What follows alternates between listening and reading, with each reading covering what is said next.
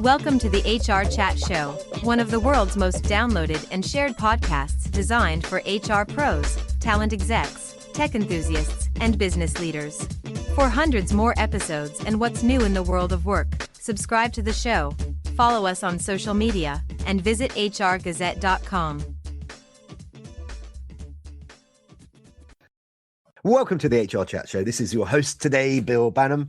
Psychometric assessments influence millions of hiring, promotion, leadership development, and career decisions every year.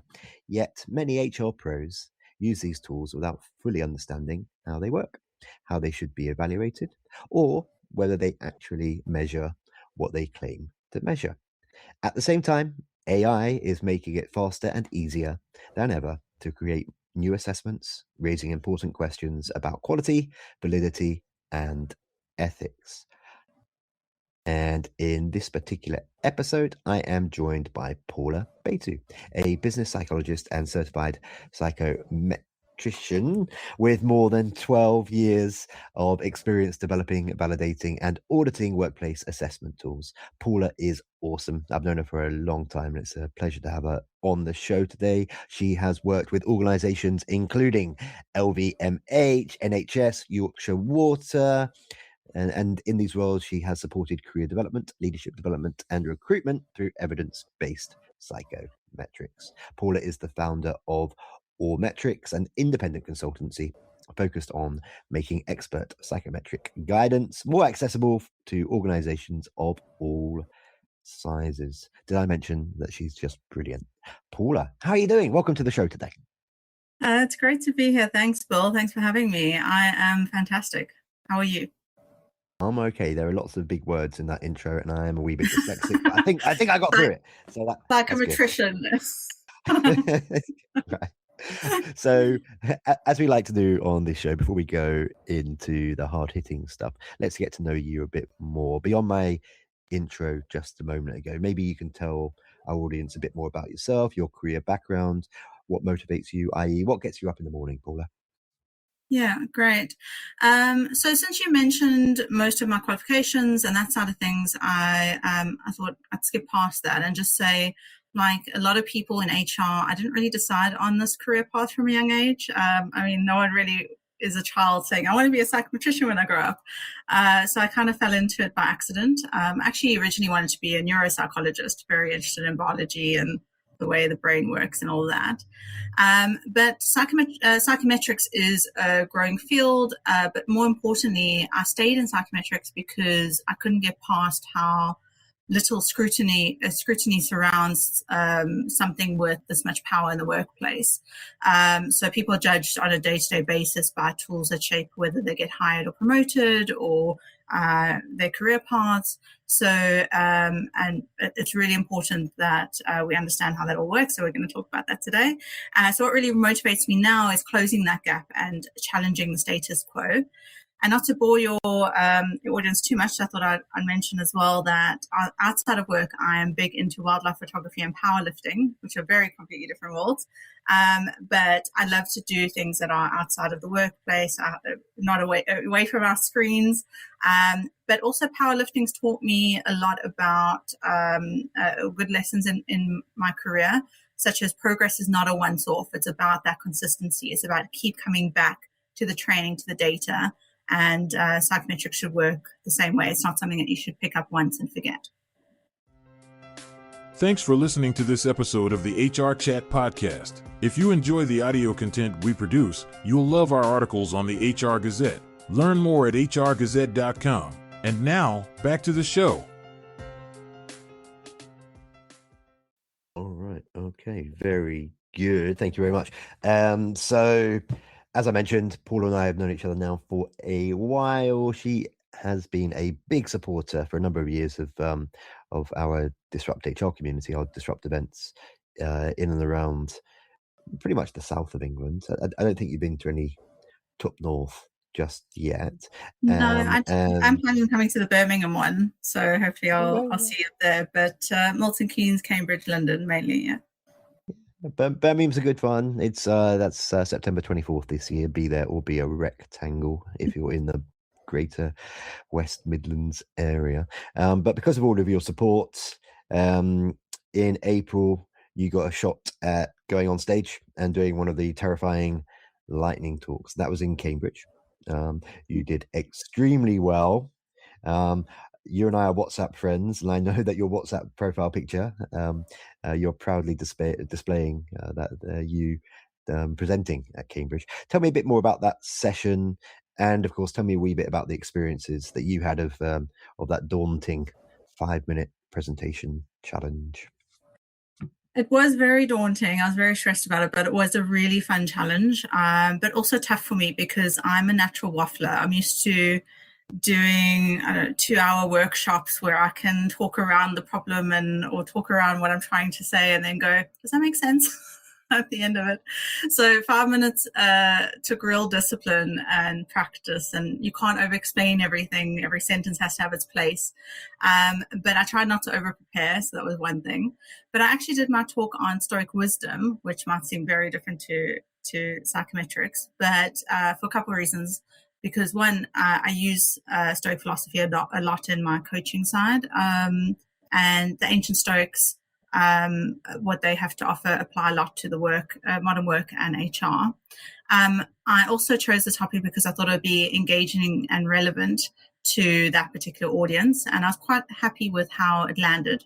So yeah, I guess if anyone wants to see it, the recording is online. I'm sure you can share the link. And if you have me again, I'd love to talk about psychometrics. Have a psychometrics focused talk in the future, but we can chat about that offline.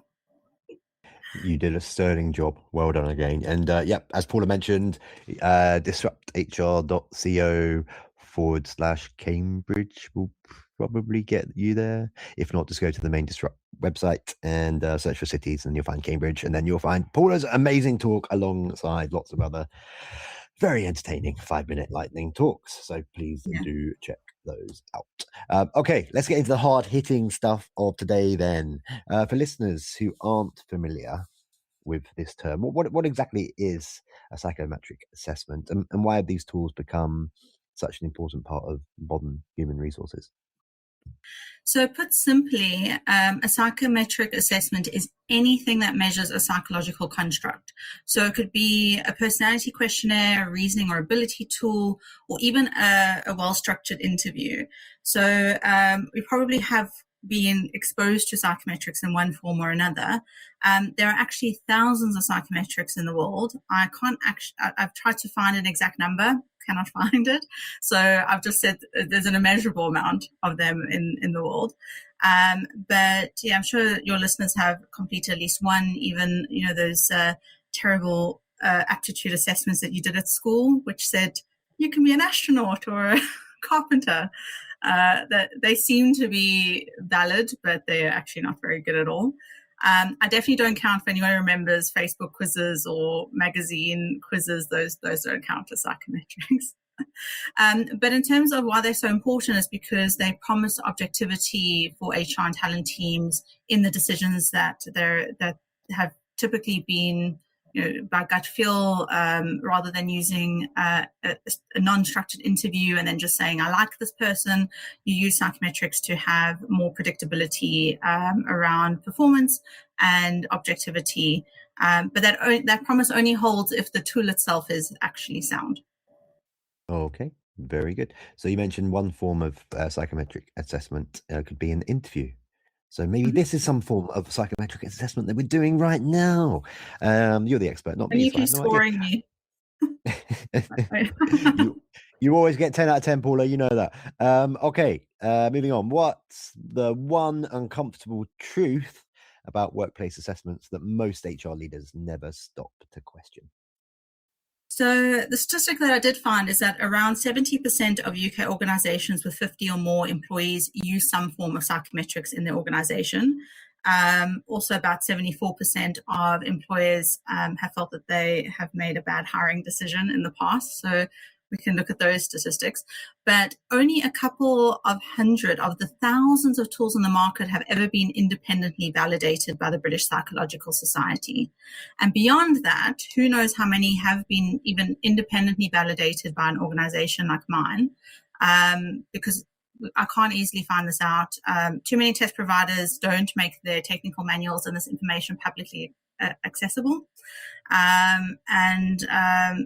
So the uncomfortable truth is that organizations are probably relying on tools that have never been checked by anyone outside of the company selling them.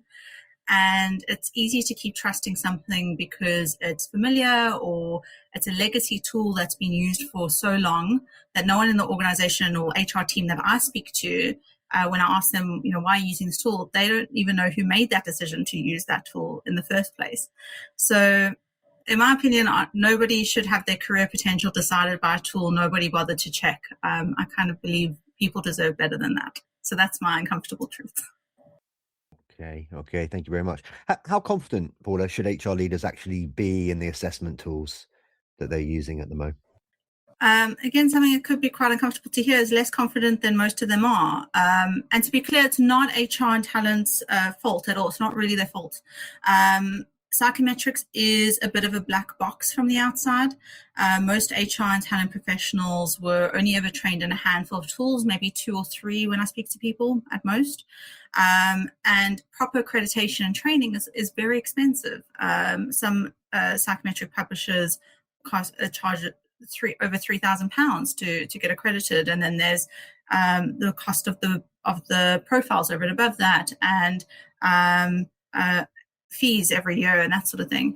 So when they have budgets implied within the businesses, then their choices become quite limited. So I don't think it's because HR and talent teams haven't tried, it's because the system makes it really hard for them to do otherwise.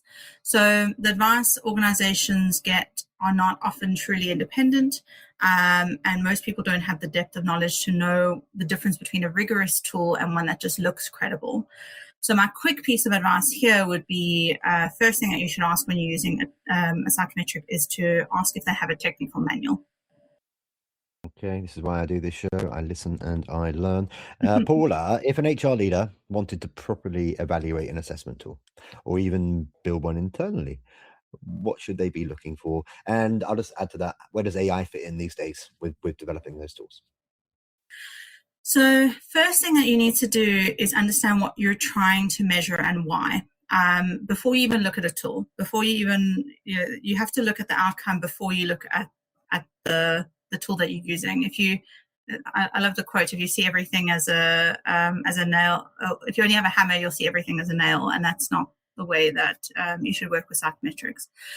So too many people build or select an assessment without thinking through if it's relevant or to the decision that they're trying to make, or how they are realistically going to use those results afterwards. Once that is clear, it comes down to whether the tool is valid. So, i.e., is it actually measuring what it says it's measuring, and is it fit for purpose? That is the thought process that needs to be started. I've had too many horror cases where I spoke to companies and they've told me that the CEO is the one who just decided that we're going to use this tool, or it's because someone in the organization knows someone who's accredited in a tool, or even worse, a tool that is purely designed for development like Insights or MBTI is being used for recruitment and selection. So I'm really trying to, and hopefully through this medium as well, educate professionals on how to ask these questions, and hopefully as well how to read the data-heavy technical manuals.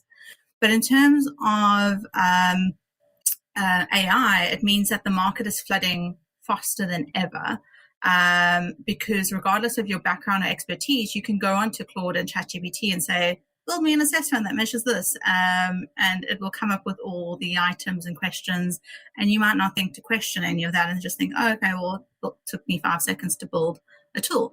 But it's exciting in some ways, but it just means that organizations need an independent way to tell the difference between something that is genuinely validated versus something that looks cool or just feels credible, which is part of the reason why I'm building my company out and doing various things in terms of building an independent database of assessments that HR teams or individuals can go and look at information about tools, psychometric tools, before they buy, rather than relying on some slick salesperson or website. And of course, they can always come chat to me, and I'll, always happy to give advice and have a chat about it. Okay, shameless plug there. Love it. What's the biggest mistake, Paula, that you see HR teams making with the assessments that they already have in place? So we've spoken about building out new ones, but in terms of the ones that are already there, what are some of those mistakes? Unfortunately, there isn't just one. So I see quite a few constantly. Firstly, treating a result as a permanent truth, rather than just a snapshot in time. So someone might have had a bad day or complete an assessment when they're really stressed, and that becomes the story of who they are. Companies are doing high potential assessments. They're trying to identify their hypo groups, and that one assessment can earmark someone for the rest of their career, whether they're going to be treated as a high potential or not. And that's not fair. The second one is over-relying on a single score to make a big decision. So using one assessment or one piece of information to hire someone rather than triangulating it with other evidence like interviews or work samples. Thirdly, another mistake that I see is using the exact same tool for every role regardless of function, because you might have that different roles genuinely need different things measured.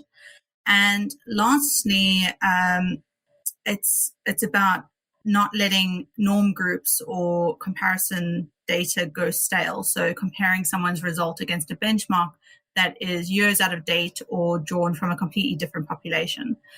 So it's one source, one mistake here and there. None of those mistakes are going to be too damaging, but together it means that a lot of organizations are making high-risk decisions on shakier ground than they realize, and that's really risky to their business. Okay, brilliant. Thank you. So what we've seen over the last few years, particularly, is organizations are becoming more focused on skills. So, for example, skills-based hiring, as opposed to the traditional resume and worrying about the experience that you have. There's also been a lot of focus on internal mobility and workforce planning for different reasons over the last little while. Because of that, Paula, how do you see the role of psychometrics evolving over the next 2, 3, 4, maybe 5 years? I'm kind of hoping that psychometrics will shift more than it has, but what I have seen is that there is definitely a shift towards skill-based hiring, and that's only going to continue to accelerate. I see that future-ready organizations are moving away from things like degree requirements or years of experience and actually looking at potential and what actually someone can do. And psychometrics, which include a skill measure, are becoming more popular. So I'm definitely seeing that. Internal mobility is also becoming a bigger focus. I think that has something to do with, it's a tough market, so we have to find our talent in-house. Bringing in external talent is expensive, but organizations the good ones are focusing more on using tools that match people already in the organization to roles based on capability rather than tenure. So making sure that's not just because someone's been there for a long time that they get promoted, because we see too many people who get promoted into the level above their level of competence, as we say. But AI is going to be the real force of innovation, especially around recruitment and selection.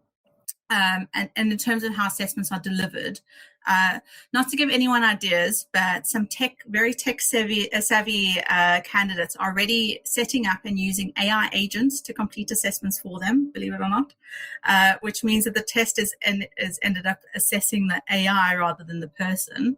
So it's pushing proctoring back up to the top of the agenda, and in some cases, pushing organizations towards completing assessments in a controlled in-person environment, the way that we did 20 plus years ago, precisely so candidates can't lean on or cheat using AI. And then I've also seen some genuinely innovative companies AI-proofing their tools, not just with proctoring, but with very tight response windows, so you don't have time to consult an LLM, or tracking mouse movement across the screen, so it can pick up whether that's a real human or not the whole way through.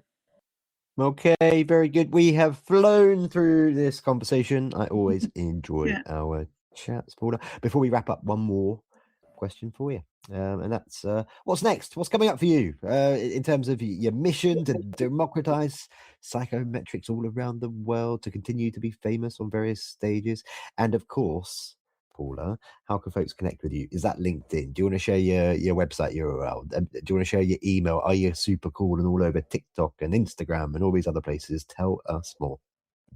I am not quite famous yet, but I not really TikTok or anything like that, but definitely LinkedIn. But what I really want is what I want for organizations is confidence. What's really driving me is wanting them to know that the decisions that they're making by people are actually backed by evidence, not guesswork. And what I want for everyone else is that their career progression isn't stunted by bad tools. So as you mentioned, I've got Awemetrics, which I've been building. I'm actually in the process of updating my website and building out this psychometric database. It's not live yet, but I would genuinely love if anyone is listening wants to reach out and tell me what they'd love to see in it and what would really help them in the space while I'm still building that. So I won't direct you to my website just yet because I want it to be good. But LinkedIn is a perfect place to find me and connect. And yeah, if you want to talk about anything psychometrics or even anything remotely related to psychology, I'm always happy to jump on a call. Or indeed powerlifting, apparently.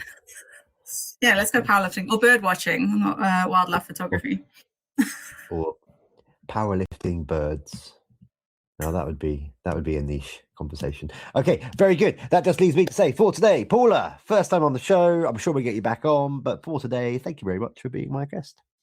Thank you, Bill. It's been an absolute pleasure to chat with you today.